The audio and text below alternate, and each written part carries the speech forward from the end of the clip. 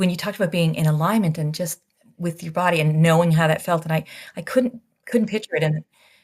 But when I gave up the guilt thing, like just realizing the guilt is such a common thing and it's like the most uncomfortable feeling, but we're all so comfortable feeling it. And like we're so comfortable absolving each other. Oh, I've got clinic, but I want to go see my kids practice.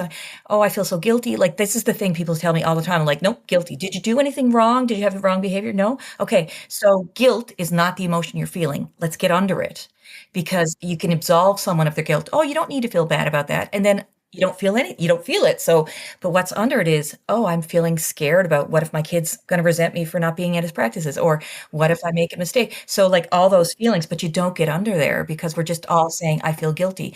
So now when someone says they feel guilty, I'm like, what did you do wrong? Like, what did you knowingly do wrong that you could have prevented?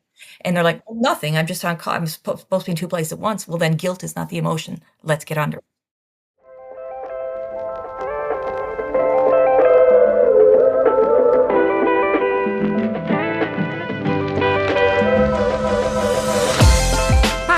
We're Joan and Jamie, two humans in bodies who take care of bodies for a living. We created this podcast as practical medicine for bodies living through this disembodied time. We want to invite you to come sit with us and experience the beautiful, loving, complex person that is your body. Hello, Joan. Hello, Jamie. Hi. We're greeting each other as if we haven't been talking for almost 2 hours. I know, we're doing that thing again. I think at this point, probably our listeners can just anticipate or expect that whenever it's a guest episode, the beginning is happening at the end. So we're already pretty in flow here. We've been talking. Now, there are only two of us now. There were three of us before, but we have been talking and recording for over an hour and a half. So feeling good, feeling really good. Y'all, you guys have no idea what you're in for with this episode. Get You're ready. going to find out soon. Yes. It is excellent. Roxanne is a wonder. Oh my goodness. What a great idea we had asking her to come on this podcast. I know. We have good ideas, Jamie. smart. Congratulations. I know. Congratulations, us. Way to go. Oh, well, we have been here for quite some time, and it is getting late in the hour where you are, so we might as well just dive right in. Joan, How have you been experiencing your anatomy this week? Oh my gosh. Okay. So I think the answer I have to give is my most honest answer, which is I've been experiencing my anatomy in part slightly dissociated from my anatomy, perhaps more than usual these days, which is because I have been slightly hyper-focused on an event that's happening in 3 days as of the time of this recording, which is that Taylor Swift's new record is coming out. Oh, that's right. Yeah. Her album's dropping. And in anticipation, and I have slightly probably to mild excess, re-immersed myself in the whole Swiftie realm. Yeah. You got to study. I've been studying. The thing I specifically have been doing is there's a certain Patreon that I've subscribed to, which are these two Australian YouTuber Swifties who they're called Chats and Reacts. And they love to chat about Swifties or Taylor Swift, as well as react to her music and record it. And they recorded their reaction to every single acoustic set on the Eras tour. And there's many shows. Because the thing that's interesting about the acoustic set of the Eras tour is she did a different thing every night. Ooh, of course she did. She's fucking prolific. That's nuts. So she did start running out of songs. At first she was just doing different songs every night and getting through her whole discography. And then she was doing so many shows that she started running out of those. And so then she started to mash up her songs together. So she would take two of her songs that have a similar theme, similar sound. I just got chills. I'm like, what in the world? And they're the most brilliant. I wish she would just release them all in a way that's easy to listen to them on their own. Because I'm listening to these combinations. Yeah. I'm crying. And the reason I'm doing this is in part to get in the spirit, but also I know that when she was doing these mashups is when she was creating this particular album that's about to come out. So I'm I'm getting into her mindset. So all of that's cool. A real delight, but also slightly distracting from yeah, that's fair. Yeah, how does your real life feel right exactly. now? And so I honestly, I think it's been a little escapism. I'm glad it has a end point, and that like the album's going to come out and then I'll just have that, and then I'll like unsubscribe to some of these things and re-enter more of my regular life. And it's been a little delightful side quest, that and feeling that anticipation in my body and connecting it to the real lived memory of like being at the Eras tour. And on this weekend, I'm not only going to listen to the album by myself, but then also with my like Swiftie colleagues at work over the lunch hour. And then I'm going to the movie theater with my husband for our first date night in a long time. And we're going to go, Taylor's doing this thing where she's like doing an album release movie just this one weekend. So like theaters across the world, you can go and like watch/listen to her music. So I'm going to do that with Francis. So like all that excitement is really delicious, I have to say. Yeah. And it will also be nice for it to have like a period at the end of the sentence and like regain some of my personality that's not Taylor Swift, because I'm feeling slightly out of balance at this point because we're so close to the actual date. So yeah, that's how I've been experiencing my anatomy recently. Wow. I have been finding myself actually lately bringing forth, sometimes quite unexpectedly, what is, I know, going to be the curriculum I am teaching in like 15 years. Ooh, cool. Yeah, it's very cool. And one of the core components of what I know that I am here to and want to teach is how vital it is for us, if we want to like be well in like the human experience, we have to work with our physiology, with our soma, to be able to withstand the particular sensations around transition. Yes. Being able to transition into and out of rhythms, seasons, paces, identities, et cetera, et cetera, et cetera. Now, the reason why our bodies have a difficult time with transition is because loss is baked in to transition, because whatever, and it's also, there's like a dopamine functions going on where you're looking and seeking, and then you're in pursuit. And so you're expecting to get the feeling that pursuit gives you when you achieve or find, but it's a totally different pathway. It's a different feeling. So it keeps you. So you have to learn how to expand your somatic capacity to literally to transition out of and away from things and towards and into other things. If you are going to be a person who knows how to, number one, maintain your integrity, and number two, still have a good time. Because like you need to be able to like play and also not get totally lost in the play, and you need to be able to work and not get totally lost in the work, you know. So the and that's, again, transition is a it's a somatic process. It's not a conceptual one. And I won't say any more than that because this is my future curriculum. But so good. Like page 1 of this notebook I'm working with, it's like, this is something I have come to understand is so vital for bodies to be able to like know how to do proficiently. Is withstand the sensations of transition. And so that's what's coming to me as you're sharing this, is like you're letting yourself go fully into and completely enjoy this because you can trust yourself to come fully out of and come back into quote unquote normal life. And I think that's like a lot of the key to letting ourselves deeply, truly enjoy stuff. To like really honestly go all the way in to enjoy things, as we trust ourselves to be able to let ourselves like pull ourselves out. Similar with emotional release and emotional response. I feel like Tyler's used to it now. So are the majority of the people who like are close enough to me to see me do this, but like, holy shit, do I go all the way in for a very brief period of time, and then I'm out and I'm back and I'm good. And like, I feel like that would maybe register to some people as like concerning, but actually it feels really stable in my system. Because if I'm not going all the way in and I'm only partially in, I stay there for quite a long time, and that can fuck some shit up. Like, yeah.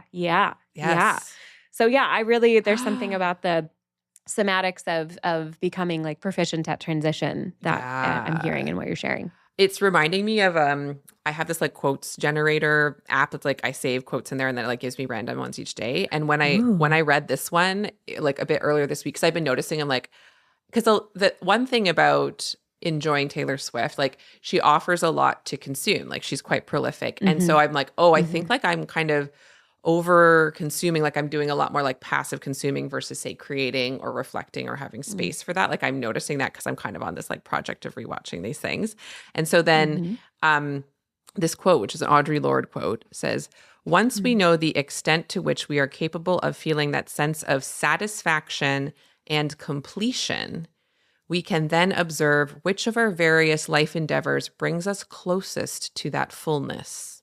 Yeah. Excuse me. Rude. Yeah. And like when I read that, I was looking at my phone to go look at, because I've been looking at Instagram more because it's like catching up on the updates. And then I saw that quote and I'm like, all right.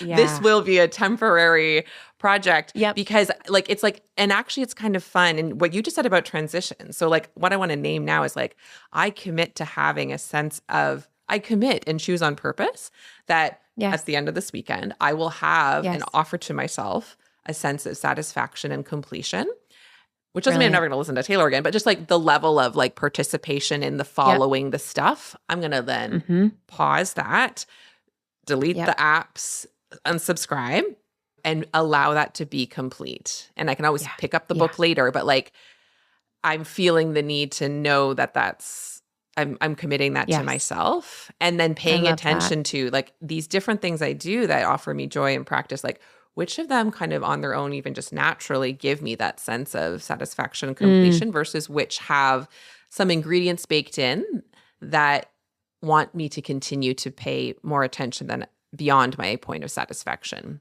Which, yeah, like you said, beyond my point of satisfaction, because that will take you out Yeah. of the realm of an experience of satisfaction, and then it becomes compulsion. Yep. And that's a different somatic It very is. signature Yes. than satisfaction. And in order to maintain and protect the somatic experience of satisfaction, you actually do have to know how to transition and complete. Yes. And yeah, that's such a vital part of it. Mm-hmm. So I didn't know I was going to say all that. Like I literally just processed that in real time. Yeah. So I was like, I know this is what's happening. And then Cool. thank you. Just a little free mini coaching session. There's like 14 other things I want to say in response, but now is not the time. This is not the place. We literally don't have time for that. I have to make dinner soon. You got to go to bed. Future topics we will circle back to. Yeah. Future Well, and seasons, we got voice memos yeah. back and forth after this. So maybe some of that will percolate. I'll have some reflections, I'm sure. Mm-hmm. So then for now, Jamie, how have you been experiencing your anatomy these past few weeks? Yeah. Well, it's interesting because we just finished the conversation with Roxanne, which is coming up in this structure of this episode. I mean, the answer doesn't change because how I've been experiencing my anatomy is essentially the same over the last week or so.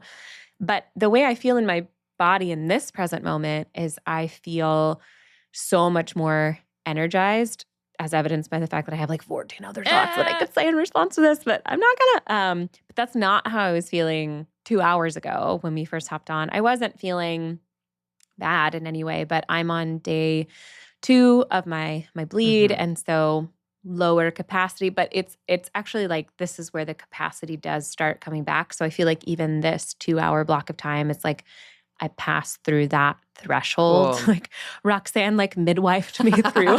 Thank you, Roxanne. Like just like gave me her energy. It was so good. But yeah, I think what was coming to me earlier is I have actually felt over the past few weeks like many things have really revved up. I've had that feeling in September my whole life. And it finally made total sense to me just in the last few weeks when I found out from my mom that September was the month I was conceived. Oh my gosh. So the beginning. Of course, I have all from the, early adulthood, basically like late teenage, early adulthood, September has always felt like New Year to me. energetically. Some of that is like I prefer colder weather than hot weather, and so my body starts to relax this time of year in that way. But it's always just felt like something new is generating this time of year, and with that comes this. I wrote in my notes, I wrote revved up. Like I have felt really revved up, and that has been true for me and my body. That's also been really true just in our household. Like Ty is in the throes of like early entrepreneurship with his chocolate company, his cacao company, Numinous. Everyone go buy some chocolate. It is the best chocolate in the world. Actually, like when you were talking about the satisfaction completion thing earlier, I was thinking about the way I will often talk to people about his chocolate in particular, because boy, do people have stories about chocolate. Yes. Boy, do people have Guilty morality pleasure. stories about chocolate.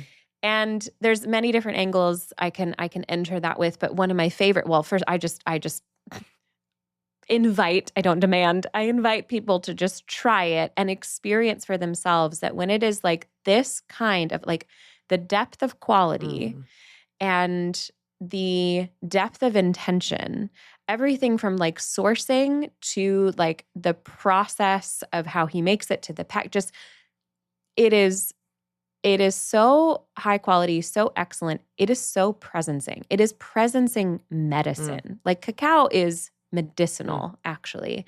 It's many other things too, but it is medicinal. Chocolate is presencing medicine is maybe a good way to put that. And so when I invite people to try his chocolate in particular, especially when it's after a hands-on session, it's like it's impossible to consume too much, actually, because you feel so grounded, so nourished, so present, and so complete. Yeah, I've experienced that. Like like exactly. Yes, you actually have specifically experienced delicious. That with his chocolate. Yes, yeah.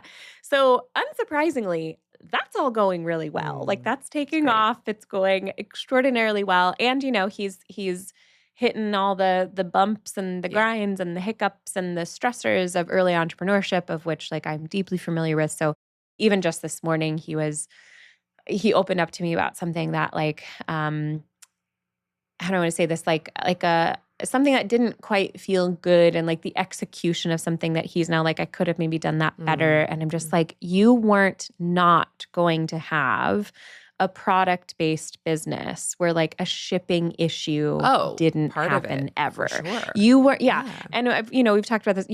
You're not going to be courageous enough to like start and do your own thing in the world and never have to like be on the phone with the IRS for hours on end. That kind of makes you feel like maybe I shouldn't do this. Like this is the hazing process of being someone who is willing to bring something forth in this lifetime, to build something that is fundamentally yours instead of building someone else's dream for your whole life. And like, I know this intimately. I know it so well. And so it's a really fun, like getting to observe and watch him like bring this forth and do it so much better than I was doing mine like 9-10 years ago, and then also be able to offer him in certain moments, like, just the reflection of just like, you are already from the jump, you're in an active process of learning how to be a good boss to yourself. So like that doesn't come later.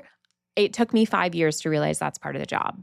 And there's a lot of suffering in that span of time before you realize that is also part of the job. You're not just being a good employee. You have to learn how to be a good boss to yourself too, because you're both. You are both. So I have felt like we have felt a ton of energy around that in the household, and like back to school, soccer practices, like just like everything. I have felt a lot of energy around like realm of imaginative possibility. I'm reimagining a lot about how I am working.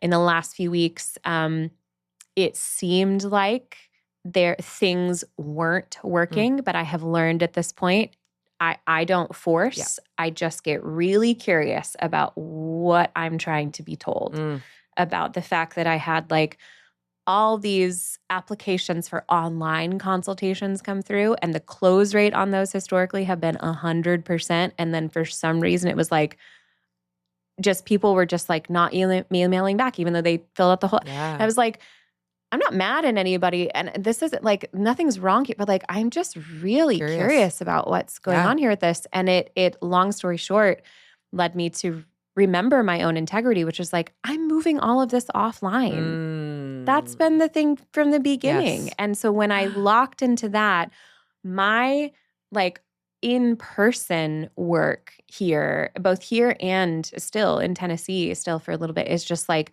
all of a sudden, just this like, I won't say it exploded. It's not, it's like it's blossoming at a sustainable rate. The dream. And yes, then as that has been happening, I'm like getting all these new ideas of how to totally revamp even my coaching work to start integrating automatically there's in-person components, like where I'm going back to 6 months instead of 4 months, and there's 2 weekend immersions, whether it's here in Washington or in Tennessee, where like I'm not coaching people unless I'm getting my hands on them. Like that is now part of it. Like there's no, like my work is, it's moving in this direction of just like, there's no iteration of like the one-on-one stuff I'm doing without body to body being a part of it. Like it's become this like full stop. That's it. So I think what it feels good to say is like everything has felt lately pretty revved up, and that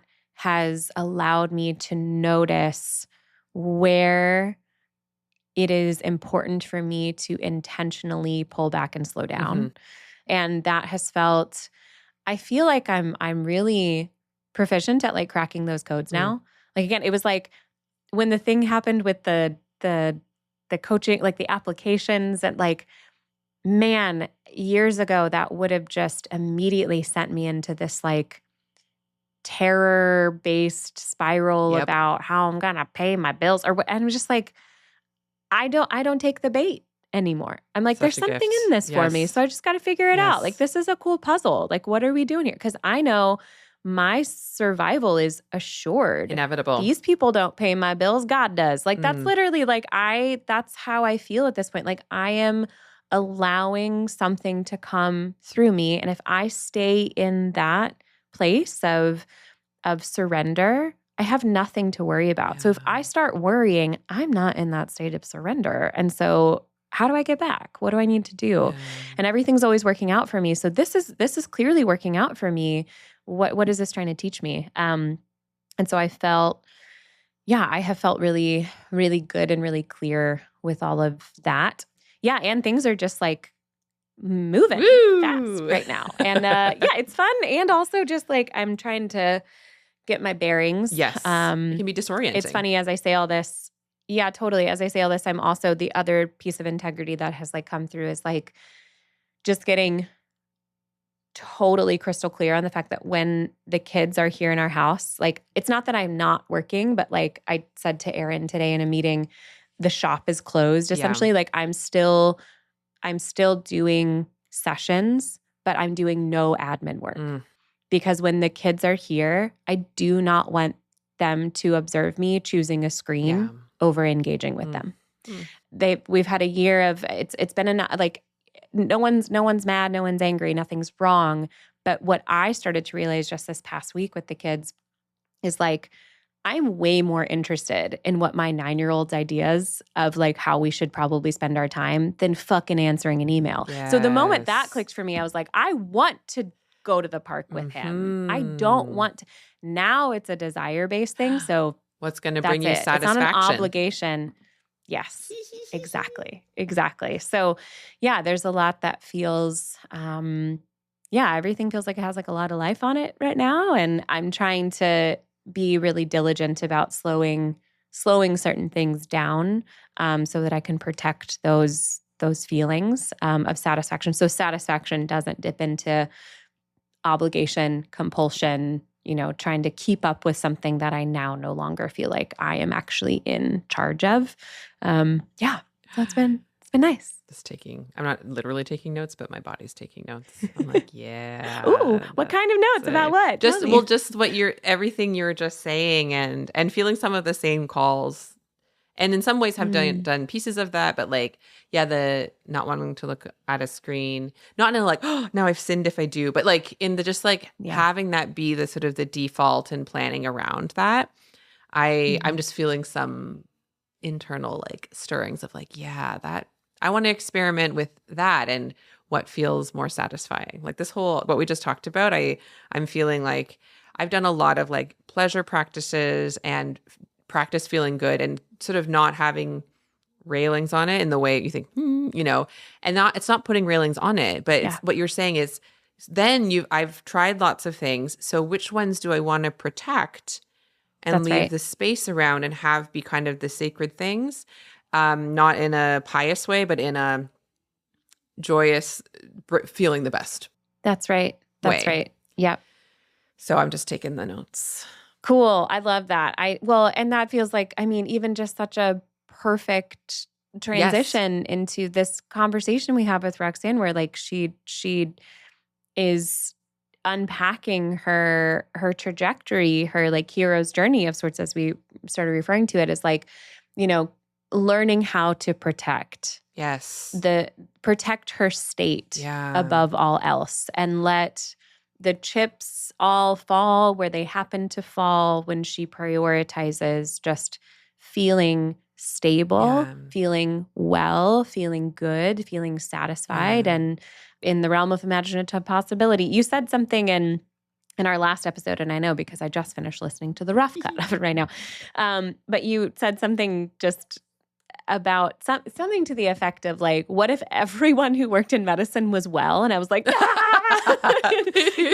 I did already like that's what we're here for. Like, I would say like that is the dream, the peak of in the context of this project. Like the realm of imaginative possibility, what we are imagining is like that world where everyone who works in medicine, who works in healthcare, whatever expression of that, everyone is just like as well as they have identified that they came here to be. Yes. Like, man, what a world. What a world that would be. And watching so Roxanne, now we get to hear from enjoy someone who took that path for herself. Yeah. So enjoy this conversation and the magical being that is Roxanne Cooper.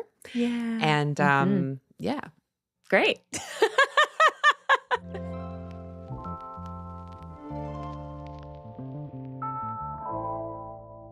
We are so excited to have a third body contributing to the podcast now. I first encountered this fabulous healthcare human. I bet I first encountered you online, Roxanne. Like, I know we're in some of the same Facebook groups, and you're such a dynamic force. I feel like I recognized your name, but the first time I met you-ish was in a course on embodiment that I offered through this cool wellness company. And then we've connected in a number of ways through coaching. And my first impressions of you were just another magical human who knows her own magic. Even though I know you were in the midst of whoa, what does this all mean? But your curiosity and your ferocious desire to sort this out and actually find a way to feel good is not the most common phenotype you encounter in healthcare. And so when I find a person who I relate to that of I know this is wearing me down and I just kind of refuse to let that happen, even though I don't know the path. So that's what I want to say in terms of how I've experienced Roxanne in the intro. But I'd love, Roxanne, for you to introduce yourself to those that are listening as well. Thanks. You and I met in June of 2022, officially on a course. So it's that long. Yeah. So I'm a family physician in St. John's in Newfoundland and Labrador. I'm on the island of Newfoundland, the most easterly point of North America. I'm 54. I have 2 kids, 2 young, lovely boys. They're not boys, they're young men now. They're 23 and 15. And I've had a solo family practice for almost 25 years now. We met, I think, through doing a bunch of courses. I was doing a bunch of physician wellness courses, recognizing challenges that I was having. And then over the last few years, have really been trying to change my practice and change my life, change everything. I thought, honestly, in the beginning, I thought it was really just about changing my practice. I didn't realize that the rest of my life had to go also. But I remember when we met and you started talking about somatic therapy and about the body. And I remember thinking, what the heck are you talking about? So I remember the very first time I'm sorry, I'm going to go all over the place. I remember the very first time that I finally understood what you meant. It was in that summer of 2022, and I was really tired and burnt out, and my brain was just always so full. And it was in the summertime, and I went for a swim in the pond, and I noticed, I had that diving reflex, that vagus parasympathetic reflex down, and all of a sudden, when I came up, my head was clear. I felt like my brain was back here, Wow. and all this first top here was just all empty space. And I went, oh, this is what Joan is talking about. Wow. It was the first time that I actually really recognized the difference between my consciousness and my body, if that makes any sense. Yes. So I was 52 at the time, right? So that was kind of the beginning of me really understanding what this was. So I grew up in rural Newfoundland. My dad was a fisherman. I'm the youngest child in the family. I have two older brothers. And growing up in rural Newfoundland I was lucky. I had a lovely family, strong matriarch, my grandmother, who I'm named after, and just always a strong feeling of love and attachment. And I know what it is to be a woman, part of a family where women hold each other, if that makes any sense. Unfortunately, sadly, like in addition to that, my mother, when I was growing up, my mother had major depressive disorder before she had me, and when I was 5 years old, she actually died of suicide. So that kind of framed the rest of my life, as it would. Yeah. It was 1977. Mental health was challenging. It's challenging now. It was really challenging then, and I think the things that I've learned from that was that nobody told me that I was bad. Nobody told me that anything was wrong, but I internalized this belief that I had to be a certain way. And again, nobody said it to me, but I knew if I mentioned my mom, my brothers would cry, my dad would cry, my grandmother would cry. And so I stopped mentioning her. Yeah. I don't remember that specifically, but I know that that's what I did. And I think that was the beginning. And maybe even when she was alive and she was sick, I learned to put myself last. I learned to put other people first. And I know that's the way I learned to be. My dad remarried the following year, and my stepmother, who's an amazing woman, and I'm so lucky that she came into my life, and her daughter is my older sister, stepsister, and we, all of us together created this family that meshed together. And she was a very capable, amazing woman, and our personalities were really different. I'm a real softie, a real emotional person, and that was something she wasn't comfortable with. So we had a lot of challenge as I was growing up, like a lot of mother-daughter combinations. She was certainly the most dominant influence in my life, I think, in good and bad ways, just because I internalized that I had to keep everybody happy. I mean, I had good friends. I was a smart kid, and I had good friends and went to university, and medical school was a logical step for me, although no one else in my family had ever gone to university. But it was a logical step for me to do, and my family are very service oriented. They're very community oriented. Their lives are all about helping other people, volunteering, donating their time, making cookies, all those things in the church and in the community and all those things. So for me to go into a life of service, I considered medicine was going to be me. I was such a science geek. I loved science, so turned on by it, passionate about it, and I still am. And then that whole service point, and then the belonging to something. So it makes sense that medicine became a thing. Yeah. A thing that attracted me, but also that I did well in. Yeah. Because medicine loves people who can put themselves last. Yeah, there it is. Bingo. I knowing you, I know that eventually everything you're saying is going to coalesce beautifully into like that point. And I was just like, I'm waiting for it. There it is. There it is. The thing we all have in common here. Yeah. So, I mean, I think a lot of physicians, and I mean, Joan, I'm lucky that you interviewed me on that podcast. We had this big old discussion about on your own podcast, and we had this discussion about how the system, how medicine, in order to even think about being a medical student and to get in, you had to be able to do two jobs. You had to be able to be a full-time student and have a job and volunteer. And then to get into medical school and to do the residency and the training was just complete study crazy and also work crazy hours for nothing. And then, our residency was similar. I mean, 1 and 2 call, living at the hospital every other night. It was not a great way to start off a marriage for me, I gotta say that. But, we got so used to it. We got so used to working because that's the way it always happened. I graduated from medical school in 1999. So unions for residents was a brand new thing. Like for us to actually have rights was crazy. Wow. Oh my That you could God. go home after being up all night was kind of unheard of. And I remember one of my first days being being in the hospital, being told, sit when you can, eat when you can, sleep when you can, go to the bathroom when you can, have sex when you can, because those things weren't guaranteed. Yeah. So that was one of the first things that I learned. And it basically ignore your body. Just learn to ignore your body. Yeah.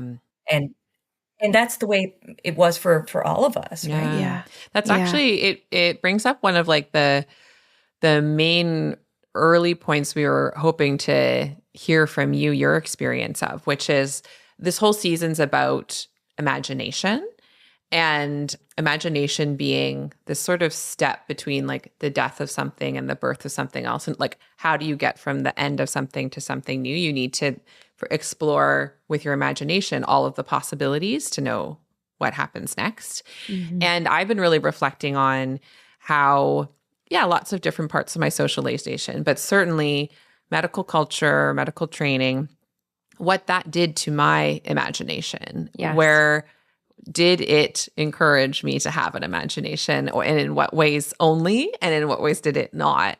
And I'm curious for you, like reflecting for yourself, how do you think that your time in medicine, starting with training and onward, like altered your ability to imagine for yourself? Yeah, that's an interesting question. But one thing I'll just interject to add to that is the thing that I, of course, am hearing in that is the ability to like imagine, to enact a conceptual process is determined by the somatic capacity. Yeah.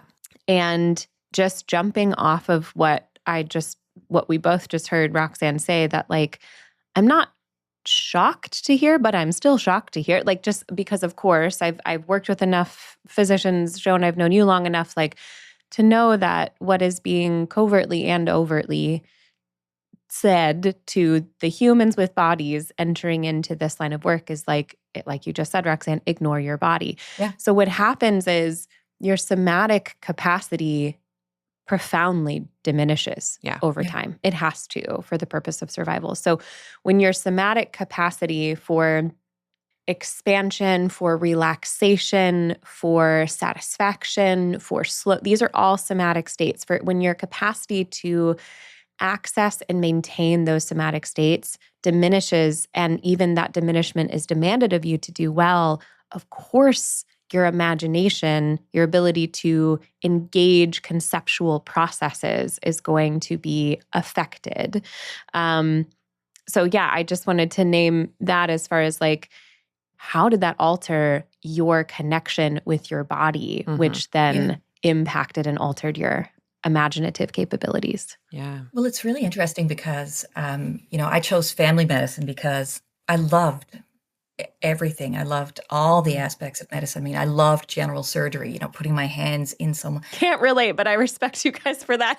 It was just amazing. Like, it was just seeing the first baby born, and my first child, the first childbirth I witnessed was an absolute perfect textbook one, right? So everything after that just became variations on it, right? So I had so many amazing experiences early on, and I couldn't pick, like, would I do general surgery? Would I be an obstetrician? I love dermatology. I love psychiatry. Like, so I just became a family doctor, but because I wanted to do it all. Yeah. And I wanted to do that longitudinal, you get to know somebody and you take care of someone for a long time. And I think I kind of imagined what that would be like, those choices about imagining what life would be like. I mean, it was limitless. If you were a family doctor, it was limitless. I mean, Wow. I ended up joining the military, just after graduating. So just after finishing my residency, I went directly into the military, and that opened up even so many more possibilities of what I could do and what I could be. Yeah. So, like, the irony of the fact that I chose a career and a specialty within medicine that was limitless in options. Yeah. And then that I chose the military, which would also offer me even further adventures. And yet, when you join the military in Canada and everywhere, you sign on the dotted line that they can take your body and do with it what they want, up and to the point of dying. I can be ordered to go into a battle where it is known that I will die. Yeah. And I had to sign away my body. I never thought about it until you mentioned it, like that's so.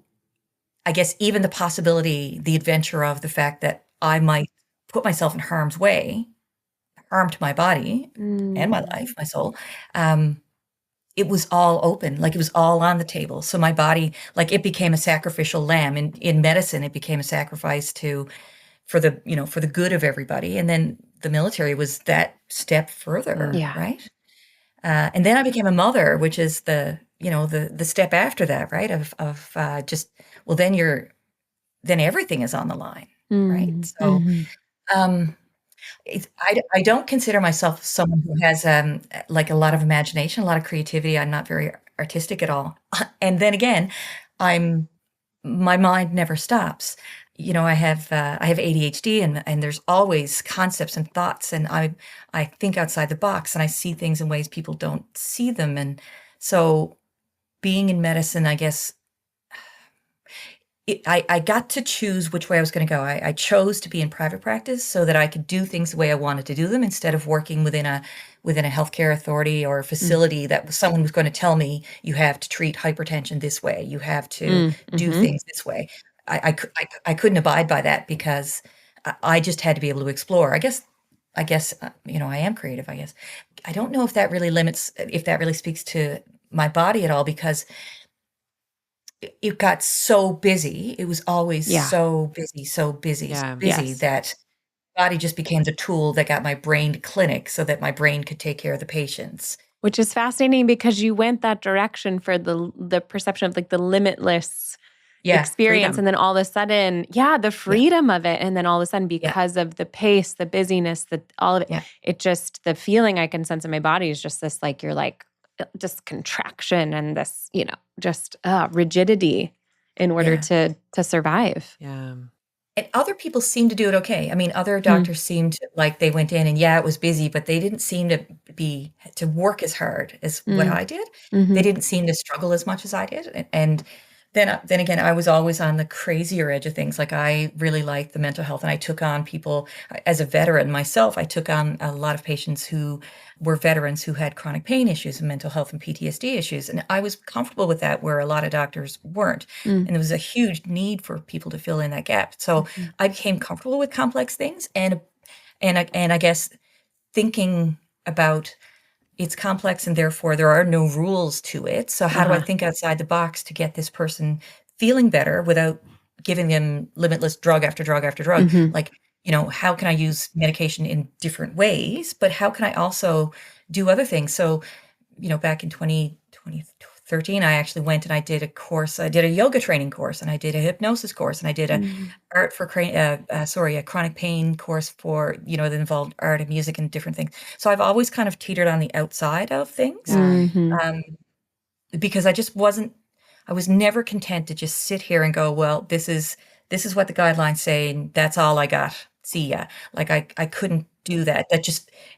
It was in my body. Like, I just was so uncomfortable. I couldn't consider that. I had to keep pushing. What else can I do? What else can I do? And I remember thinking, someone's in front of me, and I'm thinking, how do I help this person? And, kind of looking off into space and going, what haven't I tried? What else? Oh, yeah. Okay, let's try this thing. Right. And just, so a lot of that was wisdom in my body. Yes. Yeah. And not from textbook specific. Yeah, exactly. Well, and even if you didn't necessarily know at the time to call it that. I love this so much. I'm reminded of, let me see if I can like weave this together. Like the way you're describing yourself in like the early and still remaining, but I think you've figured out like more sovereign and self-care based workflows for yourself. But the way you're describing like how you have shown up in this role as a human in healthcare reminds me of the workshop that Joan and I did together that I believe you were in this one, Roxanne, where there was a moment where I ended up saying something to the effect of like, in order to embody these ways of being, you're going to have to kind of become comfortable with embodying like a posture of defiance on some level. That's what I'm thinking of right now. Like black sheep, rebel. You're like, I was imagining, because I kind of like jumped off of Joan's question by almost like leading with this, expectation that you were going to name the thing of like, well, my training really, diminished my ability to imagine and you're like, not me, motherfuckers. Like I was imagining all the possibilities. It's funny you talk about defiance because, like at the time when I started to take care of all these veterans, so cannabis became legal in Canada, I think 2018. But in, I think 2006, which is right around when I got out of the forces, it became legal to use it for medical wise, but not very many people accessed it because it was expensive. But the Canadian Forces, the Veterans Associations paid for it. Nice. So my veterans were coming to me and saying, Doc, other people are using this. Can I use it? I don't want to take these other medications. They make me tired. They make me impotent. Can we give this a try? Yeah. And, I had to look them eye to eye, soldier to soldier and go, my college does not want me to prescribe this. This is considered outside of what I'm allowed to prescribe. So if something happens and you do something because of this medication and you end up getting in trouble, then I'm going to get in trouble and I'm going to lose my license to practice medicine and not be able to feed my kids. So soldier to soldier, I'm looking at you and going, you can't do anything other than exactly what I say with this medication. Yeah. Yeah. And like, like doctor to doctor is one thing, but soldier to soldier, that's a whole other thing, right? Totally. And they respected that so much. Yeah. So I think for a long time, for a couple of years, I was the only physician in Newfoundland prescribing cannabis. Whoa. That's so cool. Yeah. That doesn't surprise me at all about you. Yeah. That's the magic. And I only did it with that group because those were the ones that I could just trust in my body, trust in my soul that these people weren't going to let me down, right? You got to put your trust somewhere. And it worked out well for us. And so I pushed the boundaries. And then the other thing that I did that was kind of crazy was I was sitting on a committee that was trying to figure out how we were going to increase getting access to Pap testing, to cervical screening to people in the rural places that couldn't get a physician or a nurse at all, certainly couldn't get a female, so I came up with this idea to convert a trailer into a mobile Pap clinic and went around the province 2 summers. Just, doing Paps. Just doing Paps. And everyone went, you're going to do what? You're going to do what? Yeah. So I love, this is so, it's funny because you and I have worked together for probably like, oh my God, almost 2 years now. Yeah. That's wild. Yeah. I love it. And like, I'm learning so many new things about you right now. This is very fun and cool for me.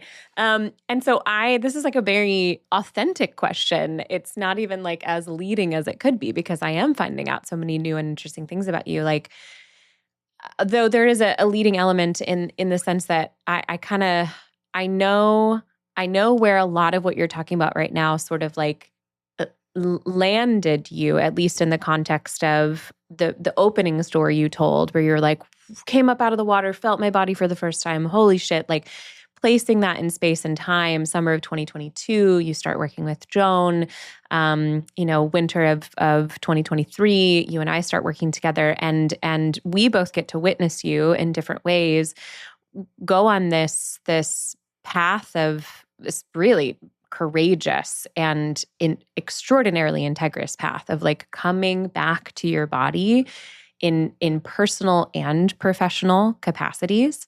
And so I'm curious what comes up for you if I ask a question in this form of like, you've got this underlying foundational, I've got to care for everyone. That's in my lineage, but I specifically have to keep everybody happy is what I'm noticing in my family unit. And so I gain this, I gain this proficiency in the world of the military, in the world of medicine, because I am quite good at doing those things and doing a lot of things, doing a ton of things, doing a lot of interesting. I'm doing everything. I like it. And we all know here in the three of us in this conversation that eventually that led you to burnout, just like it led both of us. Oh yes, very and relatable. Probably everybody else listening to burnout. Yeah. So I'm curious, like in our emails back and forth before this, I had kind of named it as almost like the hero's journey of sorts. So maybe we would just go with that of like, okay, so like, then what happened?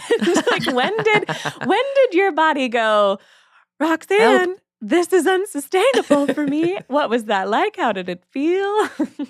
Well, I don't even know when it started. Like it was there because I think it was there most of my life. Yeah, sure. Right. Yep. That whole thing. When I was in high school, I wanted to be a teacher. That was my thing. And then I said to you, physician, really, the origin of the word is teacher, right? So I wanted to be a teacher, so I became a doctor. Yes. And I consider that most of my life actually has been about teaching in some form or another. Yeah. It's like teaching and caring. And so I started, medicine, and there was always so much, and I never knew how to say no. And some of that, is my personality, and some of that is I was diagnosed with ADHD later in life. And so, taking on too much, biting off more than you can chew and not knowing how to spit it back out again. Yeah. That's a strong feature for a lot of us. And especially for me, I never knew when I think one of the themes when I look back on my life is I never knew what I could ask for. Like I never knew what it was fair for me to ask for. I never knew what it was fair, when it was fair for me to stand up for myself, because it always felt selfish, because I was raised in an environment where I felt like you had to be selfless. Everything was selfless. So I was married to someone who was a lovely guy, but we weren't a great match together.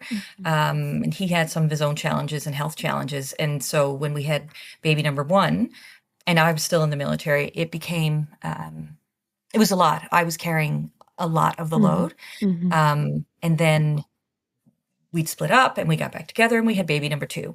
And when I had baby number two, I was 40. I was 39, almost 40. And, it gets harder, right, as it gets older. I'm just going to say that. So, when I had baby number two I had gotten out of the military and I'd moved back to Newfoundland. And so I was trying to establish a private practice and trying to do everything right and trying to see the same number of people as my male colleagues who were just kind of spinning people through, just dealing with their hypertension and ignoring all the mental health and all the social issues. And no disrespect to them. Like they were trying to do a good job too. Sure. You can't have everybody who sits back and listens to the patients for half an hour. You got to have some people who actually just do the medical things, right? So I was trying to keep up with these people, but doing a different kind of medicine, right? So I had trying to do a different kind of medicine, feeling like I was somehow wrong, but I knew in my soul it was the right medicine that I was supposed to practice. I knew that it was. I knew I couldn't see 50 people a day. I knew I couldn't. But then I had young kids at home. My marriage was falling apart. It fell apart. And then I started to kind of fall apart. And it was early in 2013. I'd started working with a physician coach. And I went back to look and see when it was like May of 2012. Like I've been doing this for a long time.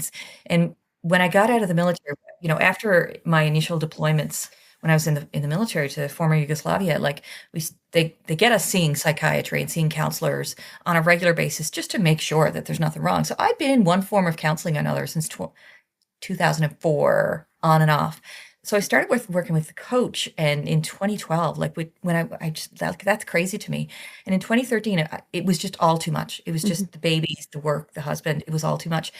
And I really burnt out. I was really depressed, and I recognized my family history, like my risk of becoming a statistic, like my, Yeah. so I got some help. And it got me back to feeling like, okay, ready to try again. But I was already burning out. Like Yeah. I was depressed and burning Yeah. out, right? Yeah. So the medication helped me, and like making some changes to work helped me to get out of the depression, but I was still carrying so much. And that's cumulative too over like if it's not addressed at the source, like the burnout itself isn't addressed at the source, Yeah. it's just going to keep accumulating over time. And the source was my narrative, my stories, right? That was the issue. And Yeah. I'd also, like, in addition to the military, throw in, I also was involved with evangelical church too. So like just throw that on for the whole Sure. feeling like you have to be selfless. Like happiness wasn't a goal, and anything to do with satisfying yourself was, both of Yes. those things were sinful, Yes. right? So Yeah. throw all that in there. And so right around that time in 2014, my older son, he had been diagnosed with autism when he was younger, and I looked at him across the kitchen one day, and I was like, "Oh my God, this kid!" I could see what he was doing. It's like he has ADHD, and so do I, and so does my dad. So does one brother, not the other. My grandmother. Like all of a sudden, my family history just rolled out. None of the rest of them believe that they have it, and they're all functioning fine. I was 42, and I was a physician in a practice with 2 kids at that time. So, and had a whole lifetime of having this strong feelings about my inadequacies and why I was different. I was a black sheep, but there was something wrong with me, right? So it was this perpetual struggle to always try to match, try to keep up. That was my next, 5 years or so after my divorce. And then I got into another relationship, which was actually really life affirming and really lovely for me. And then the pandemic hit. And then when the pandemic hit, like it was, I tell my story on Joan's podcast, but like it was for a time such as this, I truly believe that I was in that position to sacrifice everything for the betterment of humanity for that time. And so just put everything on the back burner, and I didn't realize it, how bad it was getting, because we were working from home. It's a lot of virtual. There was no border between office and work anymore. Yeah. And it was just so much. And then the mental health got really bad. And then, it was all so much, just like so many people. And then I hit menopause, and my brain did another switch, right? So with every hormone change that I've gone through, my mental health has done just like most women with ADHD, has done another little click. And so that all coincided with, me starting this, realizing how burnt out I was. And the Canadian Physician Group started. There were a few different things where I met Joan, and I started. It was all working on how do I become more efficient? How do I get the work done? But it was never about reducing the work, right? Yes, It was right. like, how do I push my body to do more? And my brain was just saying, like, please stop. Your brain was going, you can't. It's not possible. You've We can't maxed do that it. out for sure. Yeah. And the impact of that on my children, it hurts. It breaks my heart really to think about how much I was pushing myself and hurting myself, trying to do all the right things. But then the impact on my children and my relationship, and I ended up losing that relationship for a couple of different reasons. But like a big chunk of it was how burnt out I got. I had no capacity to create safety for myself, let alone for the other person, right? So that's where you guys came in. So I was just like, I was not doing well. I've reached the point when, Jamie, when you and I first started to work together, where my brain wasn't braining anymore. My computer wasn't computing. There were too many tabs open, and I was just grinding. The work was getting harder, and I was, Joan, like I was as if I had a head injury. Like I had all the sensory issues of someone with a Yes. Cognitive impairment right? I Yeah. remember that. It Yeah. was pure cognitive impairment. And so I thought, oh, well, it's menopause. I'll start some hormones. Yeah, that helped a little bit, but Yes. nothing was going to help me because it was just too much there.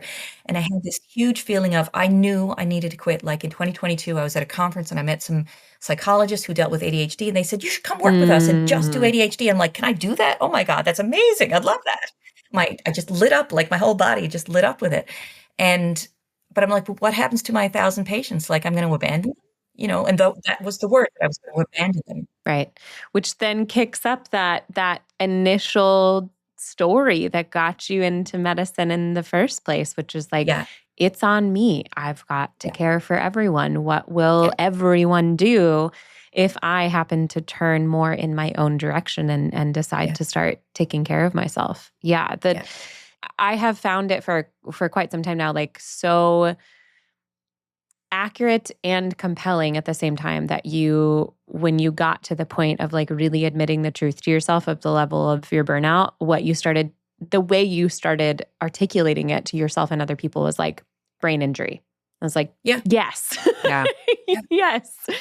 Valid. So true and to the point. And I've been thinking this whole time while you've been sharing, just like, I can't know, but I can assume, and I am assuming, that there is just an enormous amount of relatability in what you're describing and the path you're describing to like anyone who is listening who works in healthcare, of just like the amount of work that there is to do and the particular way in which each individual assumes such a depth of responsibility regarding the amount of work, and then feels like locked in to that being your life now. Like that is, which again, placing this in context of like imaginative possibility, that goes out the window. There's nothing to imagine. There's no it's the rote, mechanized motions, movements day after day. And meanwhile, the seed of the thing originally, I loved what you said a few minutes ago of just like, I was trying to keep up with people who were practicing medicine differently than me, but I knew that you said, I knew I wanted to practice a different kind of medicine. I'm here to practice a different kind of medicine. And what is so cool is what Joan and I both know is you are doing that now.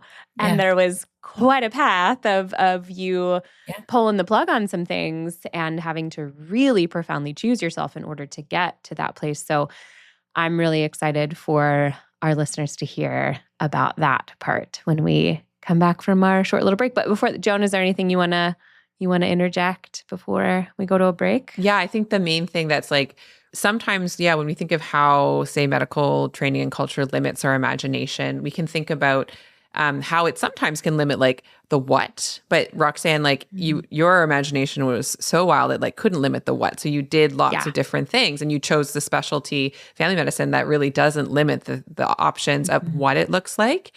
Yeah. But I think the thing that is extremely common in training is like that it robs you of your ability to imagine like the how, including like the degree to which and like how you relate to your work.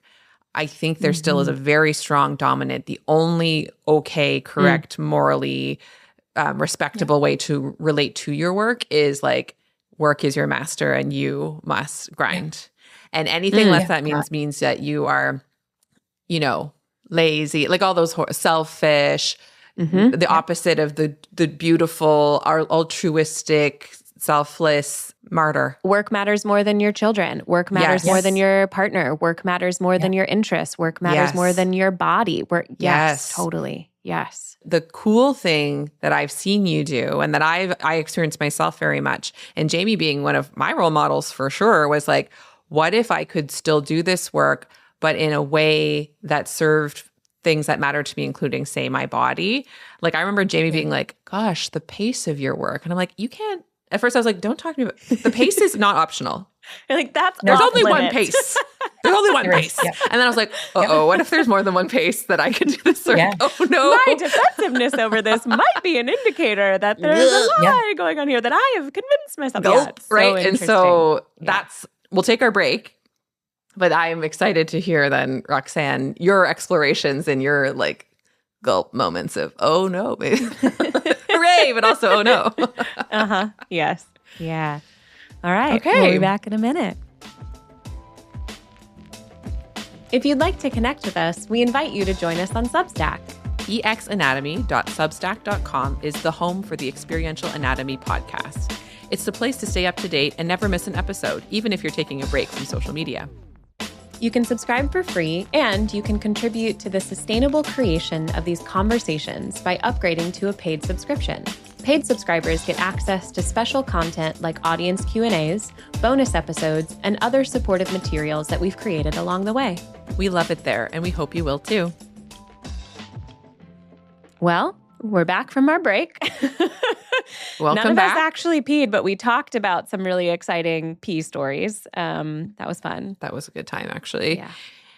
So now, we're following your hero's journey, Roxanne, and you're noticing the burnout, and you've had this beautiful meeting of your body in this body of water, which very relatable and common, I think. There's something about water that connects us with ourselves. From the outside, it probably looked the same. Like you're still trying to keep up with your solo practice, you're still doing the things, but you're having these awakenings on the inside. So it's like sort of the starting of the death phase, like the death of the innocence. Yeah. Now you're awake to some awareness of like, oh, maybe there actually are some paths forward to change. Yeah. Sometimes that's a good thing, but also sometimes that's a terrifying thing because sometimes it's nice to pretend you don't have options. Yeah. And you just simply need to continue on. Yeah. Once you start to see options, it's like, oh, now I make choices to move forward and might have to say goodbye to some things, and including versions of myself. Like a lot of stuff can come up in that, the bardo, if you will, the space between death and life. So take us on that journey. What were some of the memorable points for you along that path to where you are now? I think one of the first things when I remember the very first time I heard your podcast, and I remember listening to it, from a link from an email that I'd gotten from you from the course we'd done. And I remember listening to it for a little bit and then registering the other human in the room. Oh my God, that's me. Nice. God, Nice. it floored me. Yeah. It was such a dramatic moment for me of, Wow. I'm allowed to be human. And then that was the thing that started me thinking, well, what does that mean? What does being human even mean?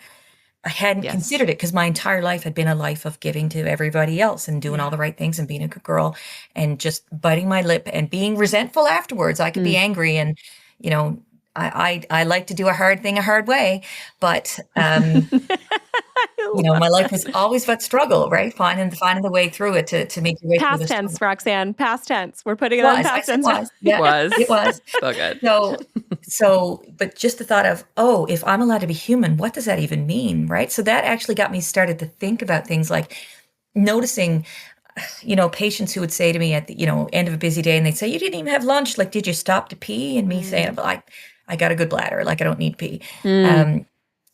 For the entire day, right? Yeah. And then the patients would say, I don't know how you do it. And I used to think, I don't know how I do it, right? Oh, well, I just do it because, there's no subtext or anything there. It's just, I don't know how you just do it. Yep. And then realizing that was actually not a compliment, Yeah. right? I should have been asking. And I was thinking the other day that it's, in medical school, like we realized we were taught we weren't human, but we weren't allowed to be God because only surgeons are God anyway, right? So,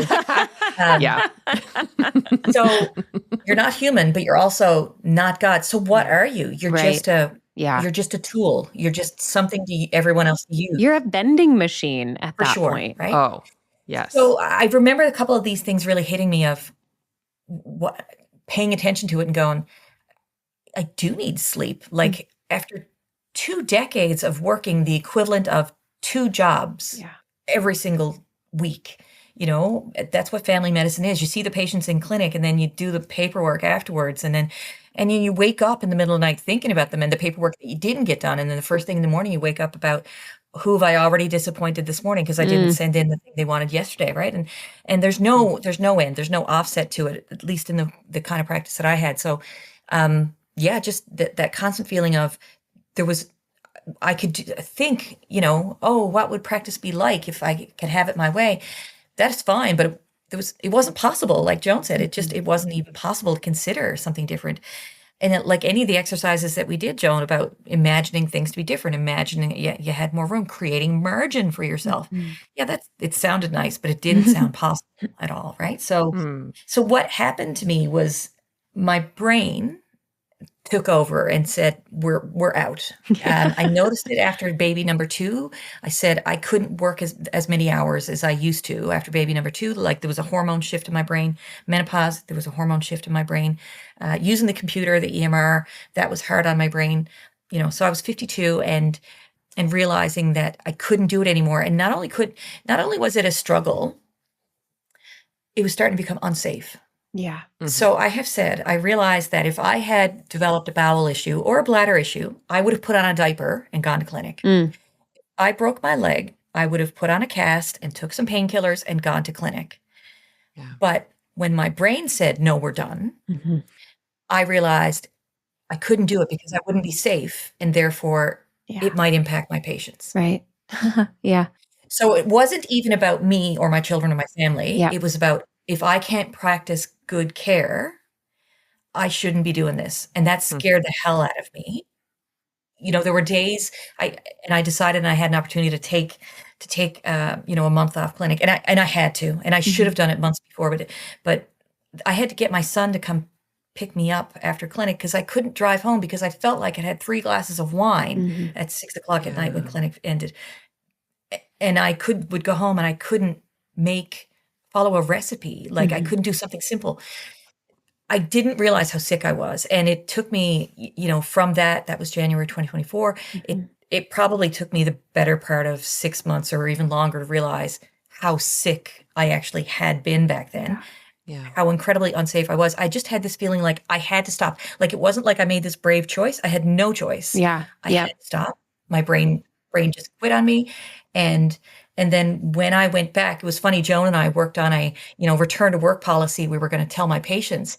And it was, you know, Dr. Cooper is going to be returning to modified duties and reduced hours, and it will be no more than 40 hours a week. And my patients were like, what do you mean 40 hours? Like that's more than most people work anyway. I know. Right? It's a sad So, maximum. and we tried really hard to stick to that. And, you know, I think even the first week was 42 hours, right? Like if I calculated everything in. Still an improvement.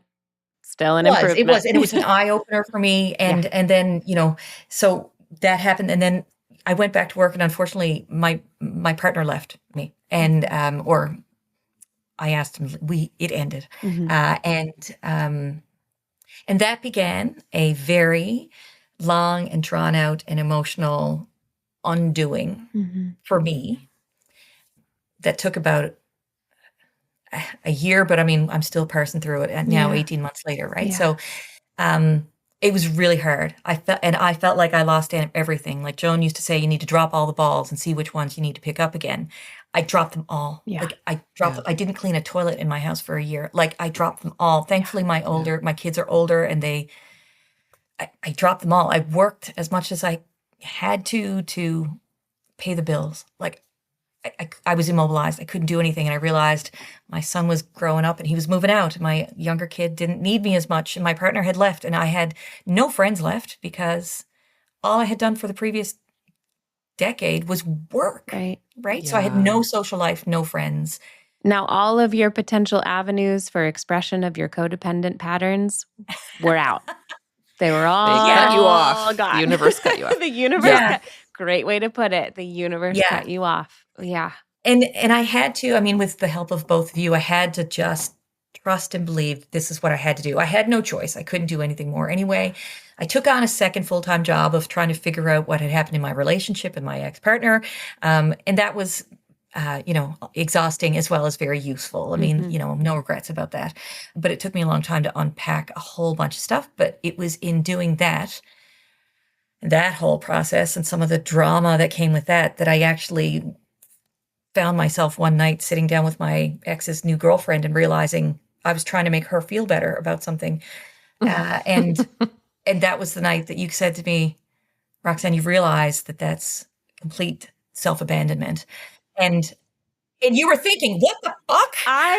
That session is so just, again, like it's cemented in my brain for it, because here's one of the things I love about you, Roxanne, like love about you and love about working with you is like, I don't have to couch a goddamn thing. I can shoot you so fucking straight. It is incredible because you just want to be told the truth. That's all. You just, and you're so here for it because you just, and I think that speaks to your character as well as the level of burnout that you got to. And at the time though, that this session was going, I was like becoming more certain about that, but I would say I was maybe like 80% certain that I could shoot you totally straight. It was that session that I was like, I gotta unleash and just see what happens, because this story she's telling me right now is just this like glaring picture of like the degree of codependency at work, which is like has been, again, both the covert and overt Yeah. subtext and obvious elephant in the room that we've been talking about for at that point, many, many, many months. Yeah. And the way you received that and internalized it, reflected upon it, and then like digested it, and it was remarkable. It was so, you let yourself learn so quickly from that. And it was profound. Yeah. It was profound. I had no choice. And like I said to you, Yeah. I realized that the burnout, the codependent behaviors that I had, the patterns I had, I could see it on my kids' faces. They were worried about me. My parents were worried about Yeah. me. My best friend is my office assistant. She was worried about me. Like I realized I had to fix this or I was going to be dead and take everybody with me. Like I had to fix it. And so, that was I think we met on we talked on a Thursday night, and it was the following morning or the next morning that I was talking with my assistant. And I mean, we had gone through, well, let's change your schedule this way and let's rearrange this and let's try all these things. And I just said, Yolanda, I need to quit. Yep. I need to, like, by the end of 2025, I'm going to be finished. We need to quit this practice and I'm going to switch to ADHD. Yeah. It was like the day after this whole thing. So even though it was a horrible, devastating heartbreak that I went through, it was like the life change that I needed. It woke you up. Right? It woke me up so much. I realized I'm the one doing this to me my whole life by the narrative, by what I have and the way that I'm watching and doing things. And I'm never going to do it ever again. Like, I'm not going to do it again because I don't want to abandon myself anymore. Yeah. I'd done so much work to get in touch with my little girl, to understand all my issues and all my challenges. And then I could see that and see what I was doing to myself and also what I was doing to the 5 people that I loved the most around me. Right. And that was it. And I just decided that. And it was a decision it was like 2 years before to the day that I'd met the psychologists at about the ADHD clinic. And it was 2 years to the day that you and I had that discussion where I just realized I needed to quit. And so once I made that decision, well, then it was just the logistics. Like then it was just figuring out how is this going to look. And it was such a relief. Oh my God, it was such a relief. Like I was thinking about, that started like, so this whole thing that, with my ex and then that, like I had gained a whole bunch of weight during COVID, just from a combination of the stress and then changes in my lifestyle and sitting too much in front of a computer. And it just started to fall off. Combination of the stress plus this relief. I feel like my adrenal system just... Oh, we've talked about this before. Because I record all my sessions with my clients. You have aged backwards in the last 2 years. I really have. It happens to some degree with like everyone I work with. There's like a relaxing and a settling and an expanding. But the videos of when we first started working together and to where, like looking at you now, like you literally look 10 years younger and you are technically 2 years older. It's incredible. Yeah. And I feel like it. And I realized back then, like I was so not in touch with my body. I stopped wearing makeup early in COVID because I didn't want to be touching my face because of COVID. And I used to say that one of the things that I used to judge my self-care was how long my roots were getting, right? So, if every 6 weeks, but then during COVID, I just let it all finally grow out and I went gray. So I had and then I had gained so much weight and I was not moving and I was unhealthy and unhappy and not great. And then I was so out of touch with my body. I was so out of touch with my body. And now I'm like so in love with my body again now, right? Like there's such a vitality and a vibrance in you. And again, there's always been like an energetic spark, a fire that has always existed in you.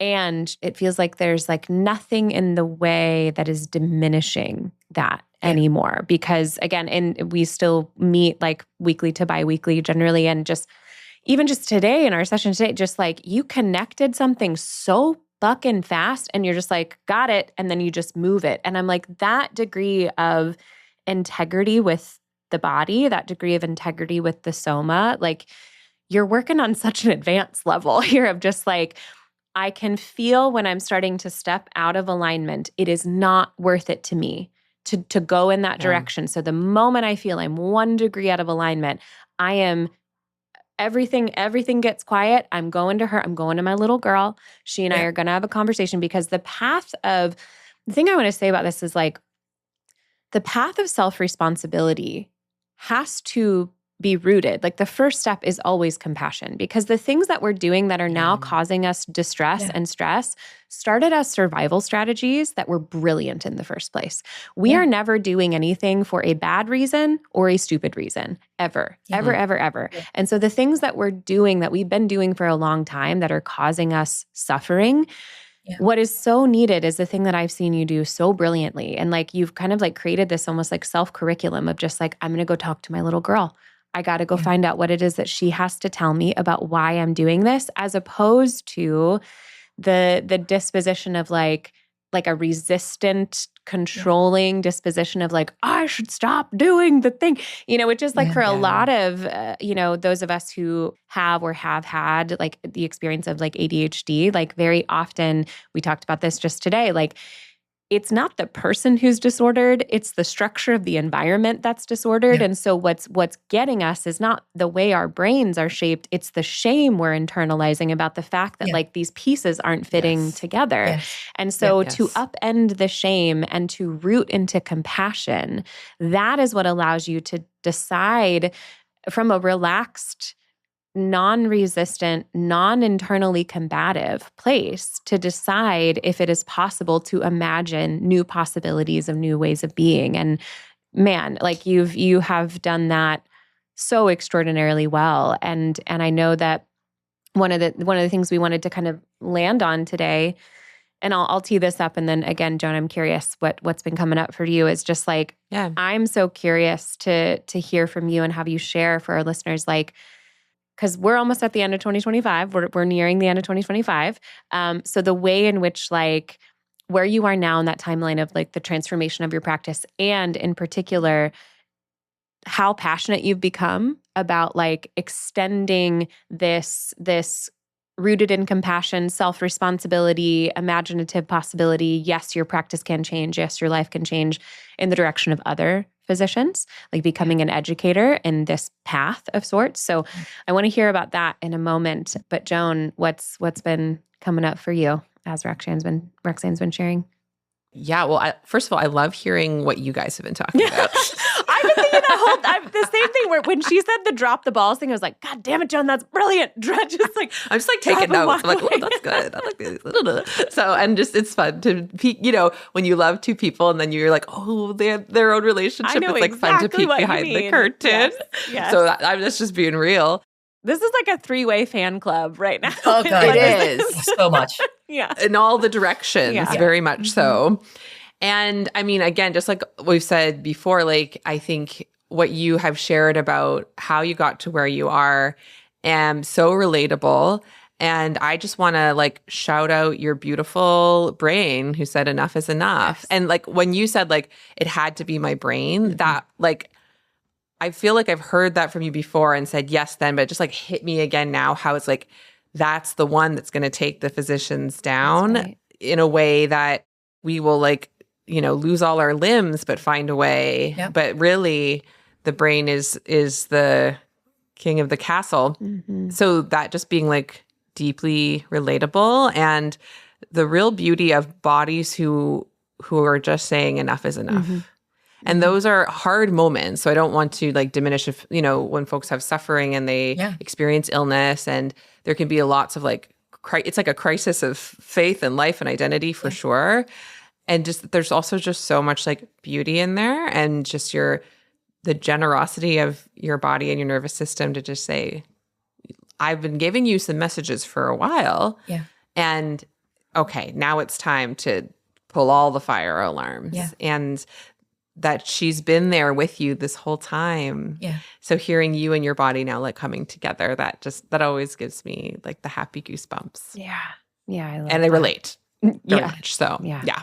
Well, I think I finally started to watching both of you and just trying to, like, when you talked about being in alignment and just with your body and knowing how that felt, and I couldn't picture it, But when I gave up the guilt thing, like just realizing the guilt is such a common thing. Yeah. And it's like the most uncomfortable feeling, guilt, but we're all so comfortable feeling it. It's familiar. Familiar. We're so comfortable feeling it, and Familiar like we're pain. so comfortable absolving each other. Oh, Yes. I've got clinic, but but I want to go see my kids practice.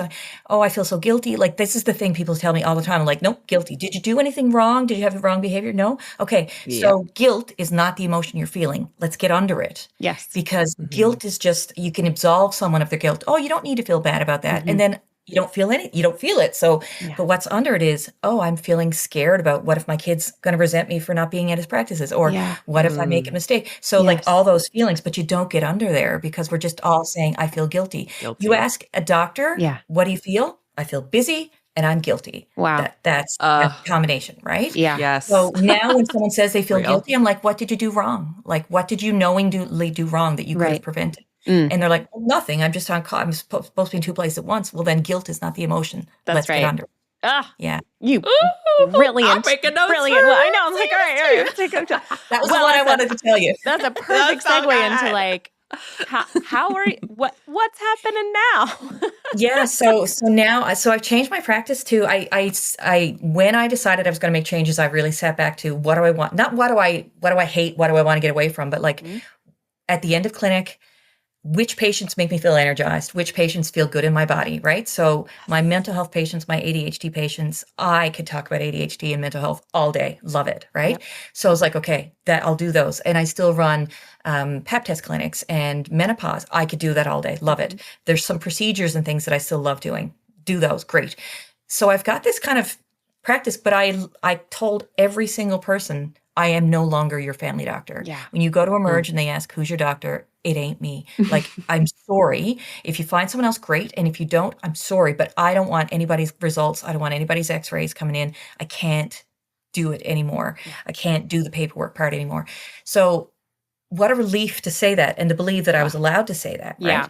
So now I've got referrals. Like I see people and I book however much I want to book. And I have confidence and faith that eventually I will get paid enough to keep the doors open, right? But I was almost dead. So if I'm making any money and I'm paying the bills, it's worth 1,000 times better. That's right. Yes. I feel, and like you said, my health, I've returned my health, my relationship with my children, so much better, right? And I'm reaching out and doing things and finding a life and finding a social life and doing things, becoming more authentically me, right? Really figuring out, well, who is Roxanne? Like, what is she all about? She's actually really cool. Like, I really like her. Co-sign, agreed. And then, I had a couple of conferences recently with one was a conference with Canadian women physicians, and another one was a conference with provincial family doctors. And I showed up for both of them, me. And in the past, I would have showed up cranky and complaining about the system and burnt out, and nobody wanted to sit with me. Like I was, I realized in the last few years I had lost some of my connections because I was gotten really cranky and really resentful.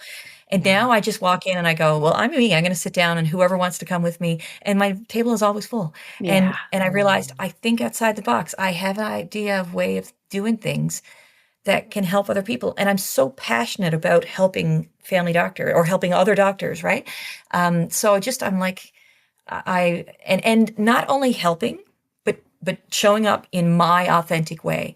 I had a lecture this past, I've done lectures recently or talked to people, and I talk about this work that I'm doing. And I talk about, how when I'm doing something and I feel it in my body and, I have to stop and feel that thing and recognize. I was in a lecture about ADHD the other day, and I was giving this lecture to a couple hundred people, and I was talking through, going through some points of, emotions. And I said, I'm standing in front of it, like, Joan, I said, oh, that one, I feel that one in my body. I just got to take a second. Okay. So that tells me that statement actually gives me a little bit of trauma. I have a little bit of trauma about my ADHD journey. I'm like, okay, well, that's good. Now it's all over. So, and I switched from my head down to my body and back up again. And there was not like the room went silent because I think they thought I was going to go postal or something, right? Because they're just not used to people being in touch with their body. Yeah. And I sat with a colleague, and she said, she tries to relax, but she said when she does lie down, she can feel, here in her belly, the butterflies start to go. And she said, and then she starts thinking about all the work she has to do. And so she says, well, the butterflies are just a sign that I really need to get up and do the work. I said, well, what if the butterflies are a sign that you need to stay there until the butterflies quiet down? So good. And she looked at me like, what the? That's a paradigm shifting Oh my offer. God. Yeah. And it was obvious that was It's huge. right? Yes. So I feel so good about just genuinely showing up. I'm menopause. I don't give a fuck anymore what anybody thinks. No one's going to take my license. I'm still practicing good medicine. Yes. I'm just doing it on my terms now. That's right. And I feel like I can be me and I have all these gifts and I have things that I don't ever want to touch again. I'm not good at hematology. Like, I hope you don't have lymphoma, but I'm not good at Go see certain someone things else. anymore. It's And fine. I fully accept that I'm a human who can't do the whole thing. That's right. Yeah. But I'm going to pick and choose the things and do the things that align with me. And I finally understand now what that means, about just being able to picture, if I do this thing, is that going to feel good? I know I heard you say, Jamie, one time that, you can picture how your body's going to feel if you make a certain choice. And I can do that now. Yes. I thought you were crazy in the beginning, like really. Yeah, of But course. but now I just feel like there's so much. And when a patient comes in and they tell me that they have this vague discomfort in their abdomen, this past weekend after that whole ADHD talk, and I was talking with a colleague of mine about some of our experiences of training, and we trained together 24 years ago in British Columbia. And we talked about a bunch of things that were really hard, like some of our first experiences with the challenging things of being a doctor. And after an hour of it, we talked, we hugged it out.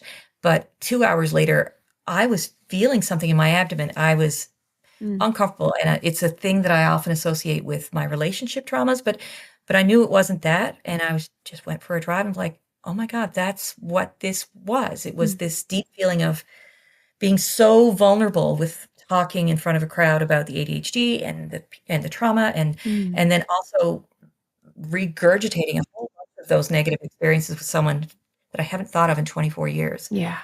And it was like, I need to let my body process through some of that stuff. And then I was fine. Yeah. But I was picturing, if I were a patient of mine coming into the office describing this really intense discomfort that I had, I would have been asking all the questions like, well, did you need to move your bowels? Like, was there nausea? Like all the questions I would ask for an abdominal complaint. It was none of that. It was just this vague, intense discomfort, not pain, just a discomfort. Yeah.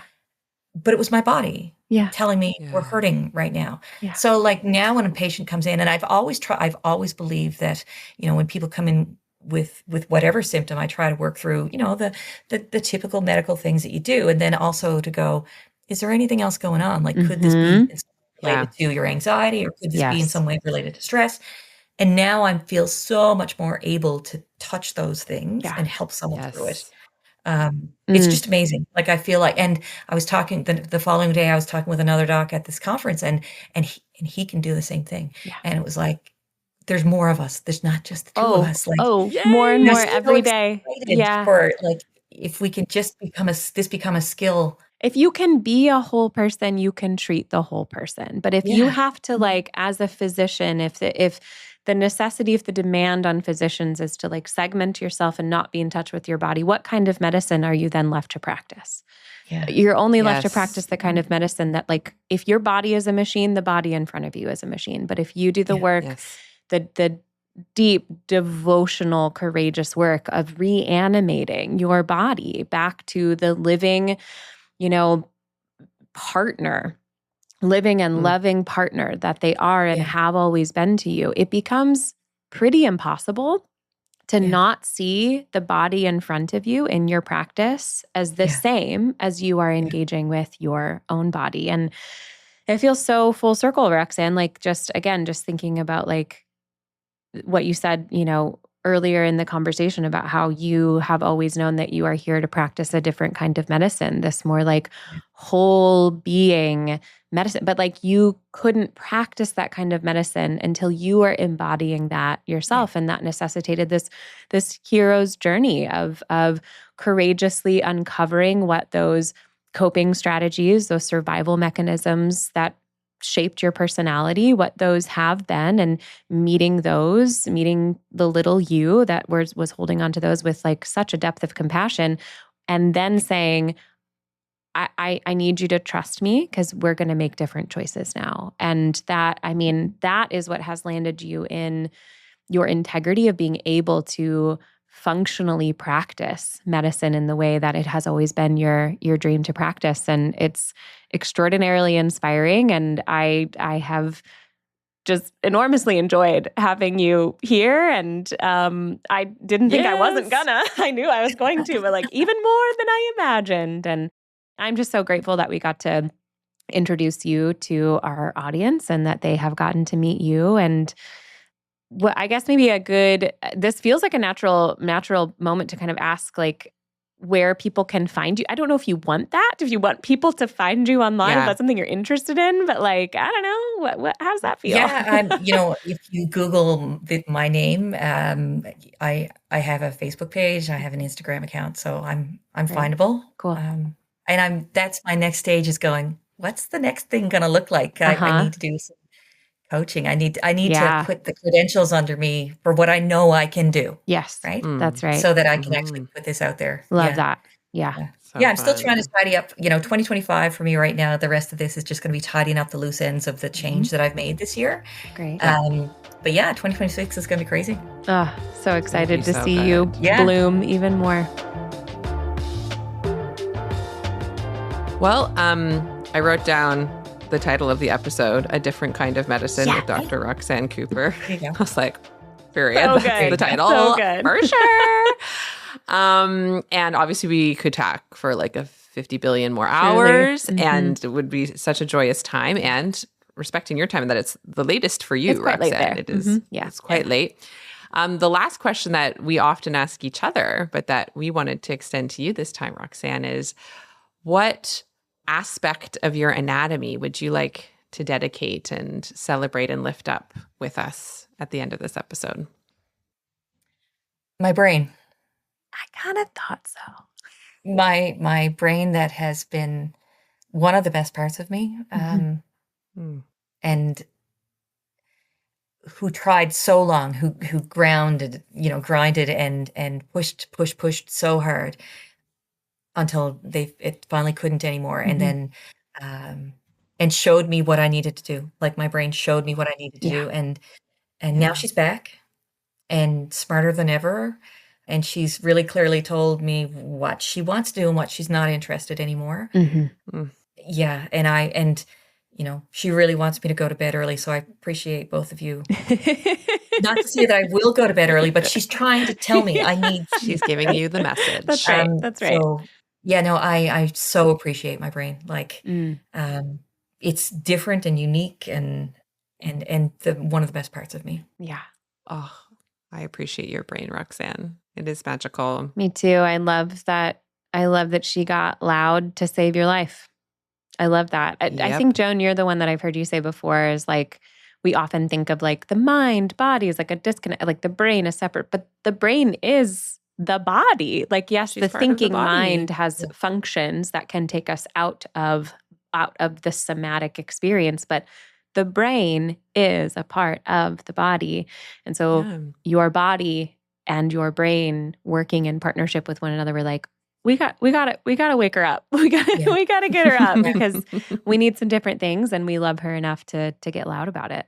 Yeah. And that even when I was, even at the darkest point, when I've really needed a system upgrade at that point, it was like, she was still open to trying. Like, I couldn't grasp what either of you were saying in the beginning, but I believed it. Yeah. I knew if I stuck with it, that I would figure it out. Right. Like, so I knew that I was going to be able to get there. And now I just feel like I'm moving towards this new thing where I'm going to join a bunch of other psychologists, and we're going to create this community of people that are going to approach mental health from a different perspective. Yes. And it's just been such a delight that you always mentioned curiosity and compassion. Like, there's so much curiosity there. And my heart I've always had a big heart full of compassion, but the curiosity, I never realized how good that was, that's such a good feature.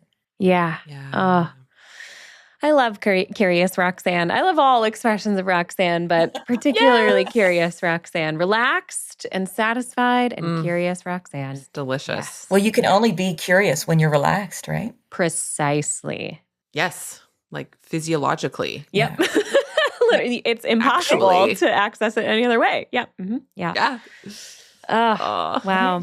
Well, thank you so much for being here with us.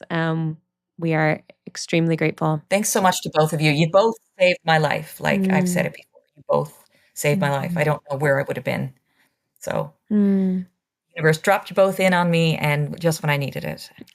It's been an honor to walk with you and witness you. And Joan, I'm so grateful because Roxanne, you and I know each other because of Joan. Yeah. So Joan, thank you. From October 2023. Yeah. That's right. Yeah. Yes. Thank you, Joan, for making that connection. And yeah. Life-changing. My I remember pleasure. that first podcast, hearing you, Jamie, and going, I need to talk to this girl. Like she's going to be able to help me too. Yeah. Yeah. It's been wonderful. Yeah. All right. Well, All right. thank you so much. And I don't know, we always have a hard time ending this, but this is the hardest time I've had Talk ever to you later. ending Bye. these episodes. We I immediately don't want to do it. forget how to stop. In Newfoundland, we would say like, long may your big jib draw, which just means, fair winds following seas. Just have a good day. Can you say that one more time? Long what? Long may your big jib draw. It's the big sail. Great. So there you go. Long... May the road not rise up to meet you. It's all those Irish things. Yeah. Great. Oh, long may okay, your Roxanne big needs to jib finish every draw. Yes, podcast agreed. because that's so much better than bye. Thank Thank you, Roxanne. Thank you. This is Experiential Anatomy. Thanks for listening. I'm Joan Chan. And I'm Jamie Lee Finch. Experiential Anatomy is co-hosted and created by us. Amber Wyndham is the editor. Julia Wyndham is the supervising producer. Senior producer is Elizabeth Wyndham. Aaron Beatty leads our community management. Our theme music is Park Pier 3 by G's Guy. If you have any thoughts, questions, or stories to share about this week's episode, email us at exanatomy@gmail.com. Please follow, rate, and review on your favorite podcast platform. And remember to join us over at exanatomy.substack.com. Experiential Anatomy is produced by Windhaven Productions.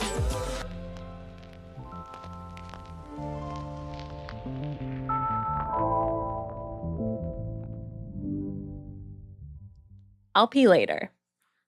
I'll pee when I'm dead. I'm gonna channel y'all's medical training and just be like, I'm kidding. I'm not doing it. I said I'll pee when I'm dead. That's not. Oh, we've said that. That's like sleep when I'm dead. That's Have familiar. sleep when I'm dead. Positive. Yeah.